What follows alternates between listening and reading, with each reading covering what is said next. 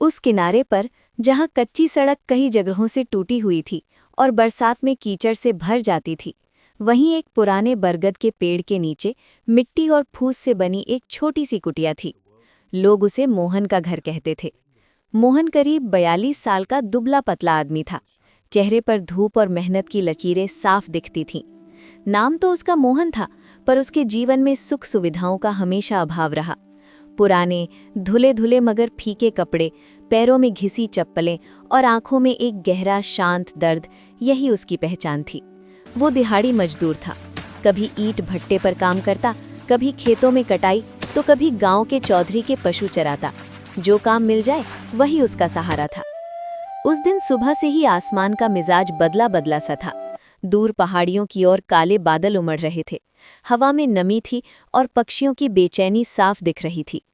मोहन खेत में काम कर रहा था, पर उसका मन बार बार घर की ओर जा रहा था। पिछली बरसात में झोंपड़ी की छत कई जगह से टपकने लगी थी। उसने सोचा था इस बार छत ठीक करवा लेगा, मगर हर महीने की ज़रूरतें उसकी कमाई को निगल जाती। शाम ढलते ढलते मौसम अचानक बिगड़ गया।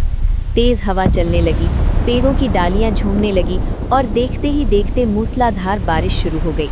मोहन भागते हुए घर की ओर दौड़ा। जब वो कुटिया के पास पहुंचा तो दिल बैठ सा गया। छत से कई जगहों से पानी टपक रहा था। अंदर उसकी पत्नी गीता घबराई हुई बर्तन और कपड़े इधर उधर सरका रही थी। कोने में बिछा बिस्तर पूरी तरह भीग चुका था। उनका छोटा बेटा श्यामू ठंड से कांप रहा था। मोहन तुरंत बाहर भागा। उसने सूखी घास और मिट्टी लाकर छत के छेद भरने की कोशिश की, मगर तेज हवा और बारिश के आगे सब बेकार था। बिजली कड़कती तो पल भर के लिए सब कुछ उजाले में दिखता और फिर घना अंधेरा छा जाता।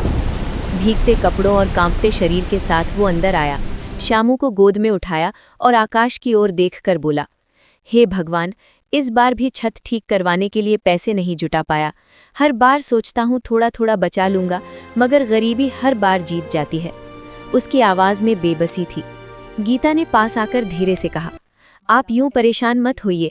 जब भी मुश्किल आई है हमने साथ मिलकर सामना किया है। छत टपके या दीवारें भीग जाएं, जब तक हम साथ हैं कोई तूफान हमें तोड़ नहीं सकता। भगवान देर करता है मगर अंधेरे में नहीं रखता। मोहन चुप रहा, मगर उसके चेहरे पर थोड़ी शांति उतर आई। रात गहराती गई। गांव सो चुका था, मगर मोहन की झोंपड़ी में पानी रुकने का नाम नहीं ले रहा था। रात के करीब 3 बजे ठंड और थकान से टूटे मोहन की आंख लग गई। सुबह जब उसकी नींद खुली तो बारिश थम चुकी थी। चारों ओर गीली मिट्टी की खुशबू फैली थी।